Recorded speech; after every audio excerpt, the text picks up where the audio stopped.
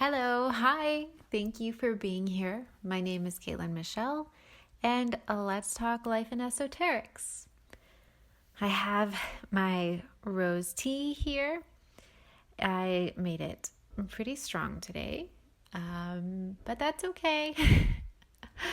And speaking of roses, I did bring up my last episode of possibly changing the name of this show to Wild Roses, Life in Esoterics with Kaitlyn Michelle. And I got some pretty good feedback. I am leaning towards changing the name. If anyone else wants to weigh in, I'm very open. Just let me know in whatever way you can, whichever platform you're listening on. I am sure there's a way to comment, and I will be able to see those comments. And also, while you're looking around on whichever platform, be it iTunes or Blog Talk Radio or Spotify or Spreaker or YouTube, feel free to press the like or the follow button because that lets me know that you want to hear from me. So today, I want to talk about free will and systems like astrology and numerology. And as you probably know by now, I am a certified numerologist. So this is something that I've thought about and felt like I've had to contend with quite a bit. And I think that they both coexist, and I'll get into that. However, even sometimes I feel like I am getting sucked into the fatalistic interpretations and deterministic usages of the different systems. But I find this particularly happens with astrology, at least for me. Let me know if you find this happening with you too. And then just to clarify what I mean a little bit more, it's so easy for me to say, oh man, I have my sun square midheaven. That means I will always be limited or inhibited by other people and circumstances and will never be free to do exactly what I want to bring to the world. I'm destined to a life of compromise. So first, in case you're wondering about the different aspects between planets, squares and oppositions usually denote some difficulty. They're called the hard aspects. So this is an actual aspect in my chart. And based on my own past experience, I can be tempted to just throw up my arms and accept this as is. But that is not the point, in my opinion, of learning our birth chart. Learning our birth chart. Not at all. So the way I see it, our birth charts are a representation of the template we come into the world with. And the key word here is template.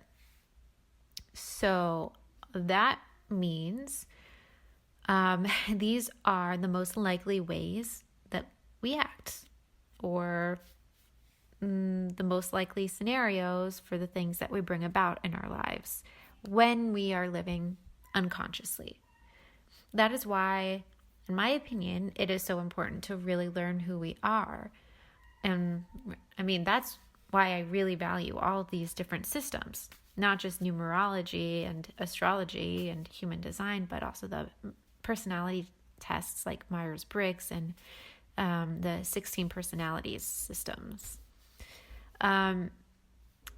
When we know our innate patterning, then we can learn how to optimize how everything expresses in our life. So just to go back to the example that I just gave to flip around this aspect, I can shift the expression of the sun square midheaven by first shifting my thought process and the emphasis. For example, I could think, wow, I get to have the opportunity to understand my strengths and limitations through lots of trial and error, through different situations and different people. But this way, I get to master the right balance of self-assertiveness and harmony with others. And that sounds pretty cool because that means I get to figure out how to create win-win scenarios all around. And everybody is happy. And I love the sound of that. So, why am I even talking about this? This came up a couple days ago, and I happened upon a post in an astrology group. It was talking about the house that the moon is found in one's chart, which will be different in every chart, and what that means for the relationship of the person whose chart that is and their mother. So, of course, being a mom myself, I double-checked where my son's moon is placed. Unfortunately, I realized it was in the house that was the subject of this very post. And there wasn't a whole lot of good to say about it, at least in this post, regarding the mother-child relationship. So I was devastated. A part of me is still heartbroken, even though I've gained more insight since. And I know that charts are not deterministic. But still, being a loving, warm, compassionate, supportive, respectful mother, and also consciously cultivating a healthy and secure attachment with my son so he can grow up with balanced emotions and self-confidence. I mean, that's been everything I've dedicated my entire being to. So it's not an easy thing for me to grapple with. And quite frankly, I was really resisting even sharing this here. But I do think it's important that I do. So, you see, I went there, quote unquote, to the fatalistic, deterministic mindset. And it is so easy to get sucked into that. But this aspect of his chart does not actually mean that we are destined to have a fraught relationship. And the astrologer who posted this later said that it was based only on 2 data points, just 2 clients of his. So, I mean, there's that. I did a pretty lengthy online search, and quite honestly, there wasn't a whole lot I could find to really substantiate what this astrologer was saying about this being the worst placement for a moon. In fact, I actually found so many absolutely wonderful things about the moon in the 3rd house. And what I could find that relates to family is actually that he could be very close to any siblings that he has, which he doesn't have any yet, but hopefully that'll change in the future. And that he would enjoy really close bonds within the family in general. So here's the conclusion that I'm drawing about this aspect, but also all aspects. I suppose there can be a spectrum of emotions that those close family bonds can exist within. And I think, unfortunately, for this astrologer's clients, their close bonds with their mothers sound like they existed on the heavier end of the spectrum. But I don't think that means that everyone with a 3rd house moon experiences it that way. And you know what? This is why I ended up becoming a numerologist instead of an astrologer, even though I encountered and started studying astrology first. And this isn't to mean that I don't value astrology, because I do. I really do.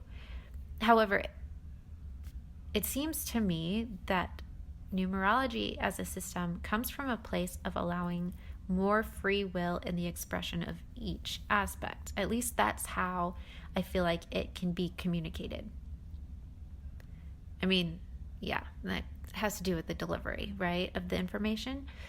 And presumably that would be the same in astrology, but I don't think it really makes it as obvious as numerology does, because it really just says, oh, you have this planet and this planet, they're in this aspect, so you're doomed. I mean, it's not always that harsh, but that's basically what the delivery is like. So in numerology, whenever I've worked with a client, and it's been a little over a year because I stopped taking clients for a little while so I can focus on being a mom.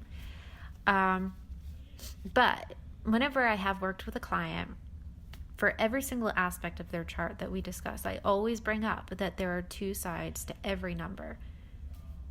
And I do this because by recognizing which side we are expressing at any given time, we can bring ourselves back into alignment. And I think it's important that I repeat that because really it is on us. We can bring ourselves back into alignment, meaning we can choose how we want any aspect to play out or even shift out completely. I mean, if we change our name, but that's another topic I can cover at another time. But essentially, this is free will. And really, no matter what, we as humans on planet Earth are blessed with free will. We may have our own innate patterns and predilections, but we can move through those and harness them and sometimes even transmute or transcend them when we understand them consciously. So I see that as really the only way that we get to wield our free will, actually, because until we know ourselves, and I think these systems contribute a great deal in that, we tend to just run around playing out these patterns blindly because we're unconscious of them. So, okay, I mean, all of this being said, I think it is a very good idea to not look at your child's chart until they are at least a few years old. I would even venture to say wait until they're preteens or teenagers. Wait a long time. Because otherwise, I just don't think it's a good idea. So, can anyone relate to this? Can anyone, for any of you parents out there, have you looked up your child's chart, whether it's in astrology, numerology, human design, or any other system? And then when you did, what was your reaction or what was your takeaway? I'm really curious because I'm sure I'm not the only one to do this. And quite honestly, I'm coming from the place of trying to understand him so that I can be a better mom to him, because then I could really address issues head on in a way that he will respond positively to. I mean, I'm trying to use it as a part of parenting, but I think, at least with astrology, let me pause for a second.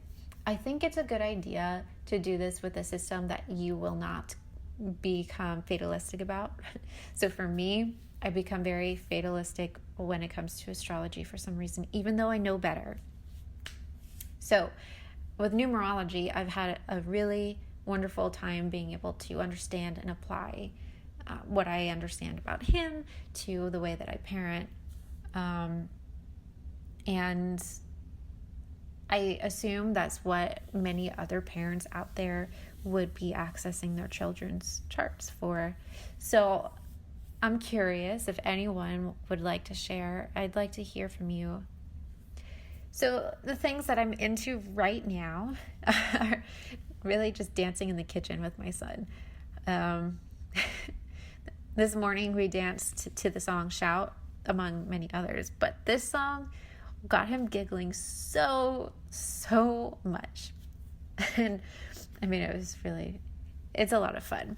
And then he's been dancing a lot by himself these days, and it's really cute. He'll even dance to the music, like the elevator music that they play when you're on hold on the phone for a really long time. He'll just start bouncing up and down and moving side to side. I love these moments. But I think that just about rounds out the show. And again, if anyone has any insights also about how you view free will in relation to astrology, numerology, human design, I would love to hear from that, because this is a topic of conversation that I think is really important to to really flesh out. So hit me with all of your thoughts, all of your ideas. I really just can't get enough of it because it's important. And as I've been saying in each show leading up, as we grow here, I will open the phone lines to callers so that you can call in directly and we can talk in real time. So stick around for that. And of course, also follow me or like the show on whatever platform it is that you're accessing it from, because that's how I know that we're growing. So expect me back here again next Tuesday. And I hope you have a really great week and take really good care.